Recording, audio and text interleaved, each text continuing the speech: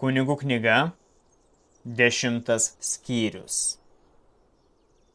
Arono sūnus, Nadabas ir Abihuvas, ėmė smilkytuvus, įsidėjo ugnies bei smilkalų ir aukojo viešpačiui svetimą ugnį, ko jis jiems nebuvo įsakęs. Tada išsiveržusi iš viešpatės ugnis, juodu prarijo, jie mirė viešpatės akivaizdoje.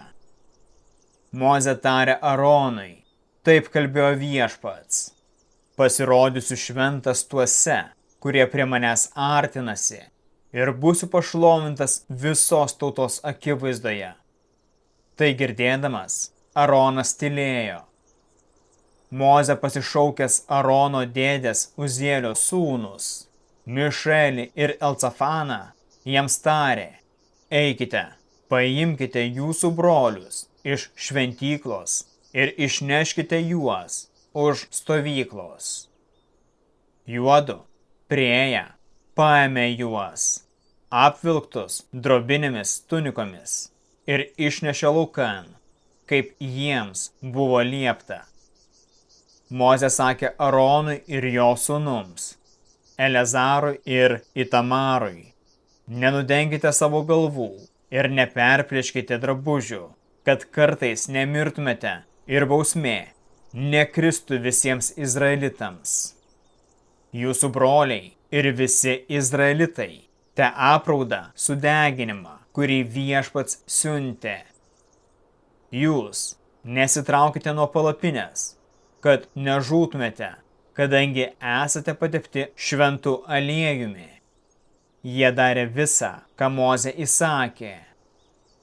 Po to viešpats tarė Aronui: tu ir tavo sūnus negerkite vyno ir stipraus gėrimo, eidami į susitikimo palapinę, kad nemirtumėte. Tai yra amžinas įsakymas visoms jūsų kartoms, kad skirtumėte, kas šventa ir nešventa, kas švaru ir kas nešvaru, ir galėtumėte mokyti izraelitus visų mano įstatymų, kuriuos daviau per Mozę.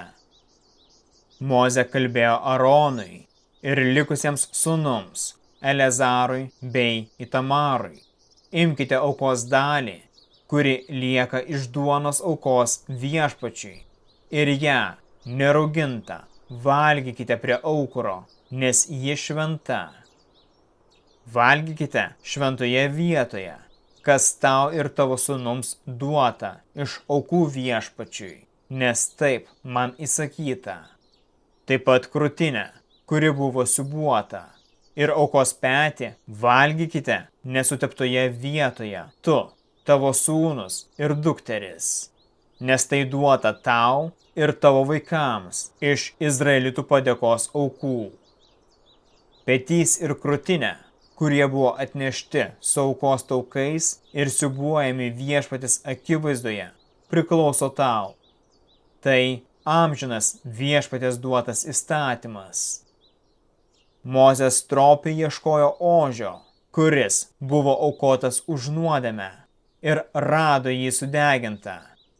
Jis, supykęs ant abiejų Arono sūnų, Eleazaro ir Itamaro, paklausė: kodėl nesuvalgėte šventoje vietoje aukos už nuodėmę, kurią Dievas jums atidavė, kad pašalintumėte tautos kaltes ir atliktumėte sutaikinimą už juos viešpatės akivaizdoje. Aukos kraujas nebuvo įneštas į šventyklą. Jūs turėjote ją valgyti šventoje vietoje, kaip man įsakyta. Aronas atsakė: šiandien jie aukojo auką už nuodėmę ir deginamąją auką viešpatės akivaizdoje. Ir man taip atsitiko. Jei aš šiandien valgyčiau auką už nuodėmę, ar tai būtų priimtina viešpačiui? Tai girdėdamas, Mozė priėmė pasiteisinimą.